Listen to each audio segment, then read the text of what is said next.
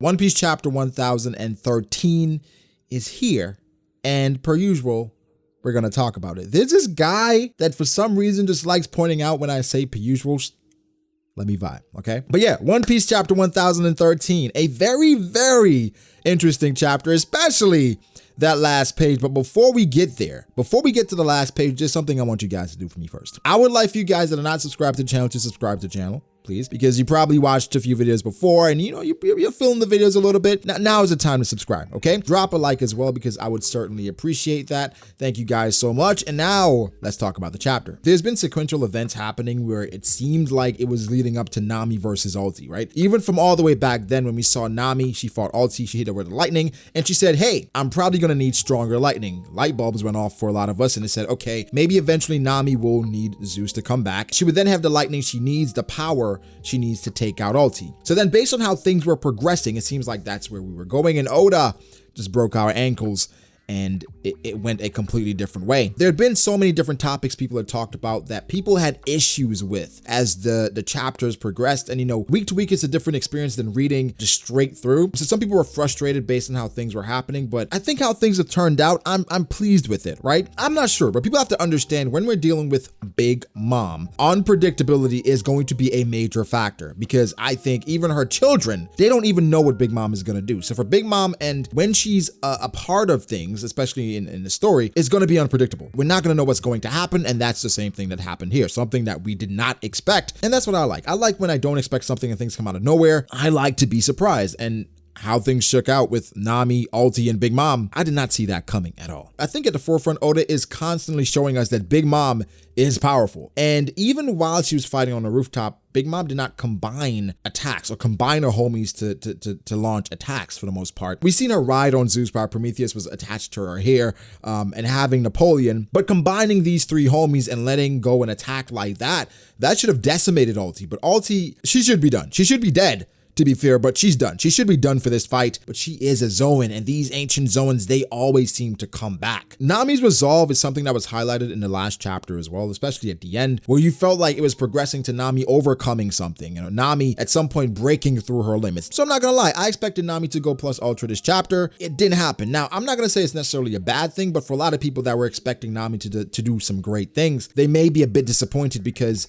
it seems like her moment and her shine, it was taken away from her. Again, this does not bother me, but I've been seeing some growing trepidations about Nami and people wanting Nami to have her moment or whatever that could mean for them. Personally, I think Nami has had several moments post-time skip, you know, aiding Luffy and doing things where this is not necessary per se, but people are wanting one-on-one things. And again, I don't think it's necessary. Nami has her moments where she comes through when she absolutely needs to, and I think that Tama moment was one of them. And so anything past that, I mean, I expected more, I can admit that, but anything past that was gonna be a plus. And Oda felt like that was enough because Big Mom just completely decimated Ulti herself. Like I stated before, Big Mom is always gonna be shrouded in unpredictability, but even while she's unpredictable, it makes sense when it happens. So for Big Mom turning on Tama, seemingly with the mothering mode, it's really simple. Just go back to Big Mom's history. Everything that Big Mom does can be explained based on her past. Big Mom was abandoned not only by her biological parents, but also from her perspective, she was abandoned by her friends and her benefactor, Mother Carmel.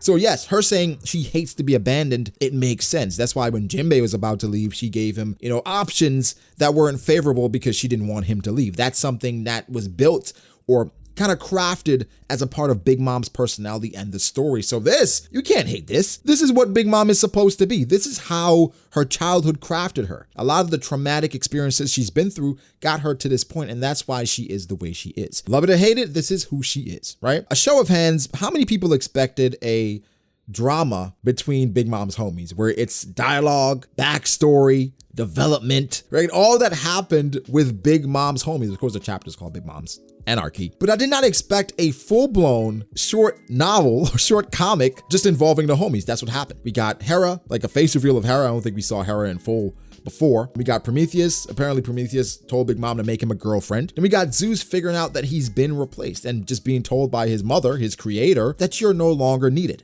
And now the best thing you can do to help me is to be nourishment for Hera, which in essence would make Hera stronger. I don't hate it because again, for Big Mom, it's been shown that she uses you. And once she doesn't need you anymore, she just easily discards you. But do you feel sorry for Zeus? You cannot. I mean, you can, because he's a younger homie, it seems like. Well, he's not the youngest, but his nature seems to be childlike, and he gets that from Big Mom. Big Mom has a childlike nature at times. So for him coming into the situation, seeing he's been replaced, it's like, okay, I get why that could be disappointing. You could feel sorry for Zeus, but Zeus has been messing up time and time and time again. Zeus left Big Mom.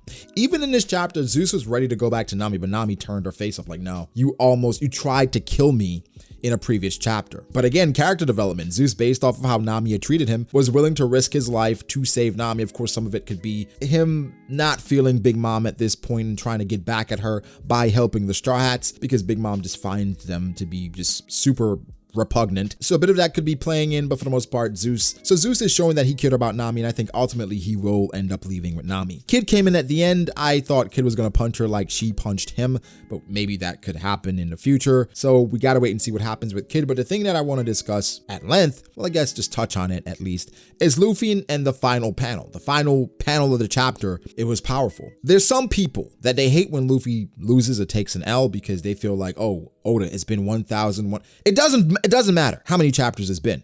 The story has to make sense, and Oda is writing the story to make sense, and that's why everything that happened here with Luffy makes sense. Luffy just told Zoro and Law to leave the rooftop because he unlocked Conqueror's Haki, or Conqueror's Haki coding. That is arrogant, overconfident. You are going against a Yonko, the man who they say 1v1 to bet on him. And you just casually told Law and Zoro to leave. I got this, which is typically what happens with Luffy. It's happened before. It happens a lot where Luffy goes into a situation. Remember when Luffy broke the mirror with Katakuri, locked himself essentially in that mirror world with Katakuri? Very overconfident because he felt like he had to do it. This is a bit different because Luffy unlocked Conqueror's Haki coding and he felt like he's figured out a way to beat Kaido, but Luffy likes doing that. He puts himself in a situation where he has to figure it out, where it's do or die. So it's not bad. It's not a character flaw. It was just arrogant and overconfident, but Luffy tends to be that way. So I don't hate it. I actually love it. I absolutely love what happened this chapter because this is showing Luffy there are levels to this, and this is going to have severe, great ramifications in the future for the story. Guys, this is a great thing. This is something that you want.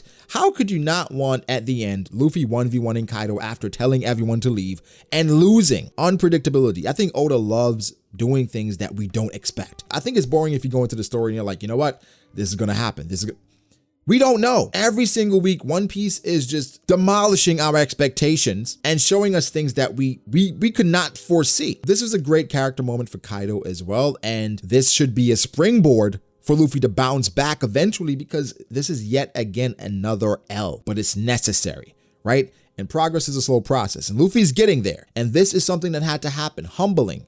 Right? Just letting him know that there's still ways that you have to go. So I love this. It's unpredictable. I'm not really sure what's going to happen going forward because this could go in so many different ways. People have mentioned the Grand Fleet. We know the popular theory about the raid possibly failing by Mr. Morge. Of course, this would lean towards that, but I have so many questions about the raid failing and why do we think that could actually happen. So with that, I actually disagree that the raid could fail, but just reading the tea leaves, I understand why people, specifically Mr. Morge, could think that, right? So we'll see how it shakes out. Man, Luffy, our captain, our pirate king, is headed towards Wano, and he just got his butt whooped by Kaido. And it's funny because in the last chapter I said Yamato was really worried because she heard 1v1 and she was like, okay, I have to hurry. So I'm not sure if Oda's gonna go back and show us what happened. I doubt it, but Yamato knew something that she was really worried based on Kaido versus Luffy and them being in a 1v1. Again, a really good chapter. The Big Mom homie stuff was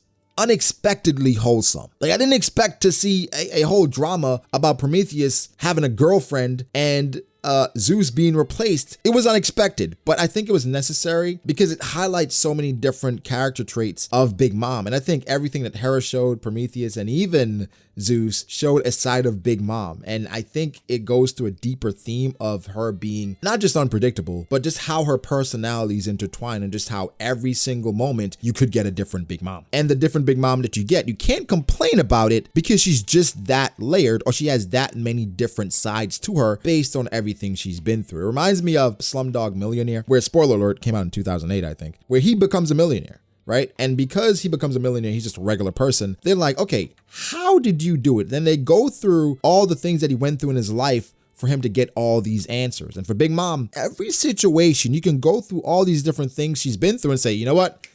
That's why. You can point to all these situations and understand why she reacts the way she does, why her family is the way she is, why she's built it the way she has. So yes, I understand people don't like the Big Mom talk or just don't like Big Mom being a part of the story or being as prevalent, but she's a major factor. And I think she's a very interesting character if you just take a step back and not just look at it from, I think, a linear perspective, because it's so many things to her that you can't explain away. Some things aren't executed the best, but I think she's a very necessary character. But guys, give me your thoughts. How do you feel about this chapter? Again, pretty good. What the hell is going to happen to Luffy? Because I'm sure that's what everyone's going to be talking about. Like the video if you did. Subscribe to the channel for more content like this. Follow me on Twitter at BragoD8. Follow me on Instagram at BragoD.Ace. Thank you to my patrons. I appreciate you guys all so much. Guys, like, subscribe, and I'll catch you in the next one. Peace.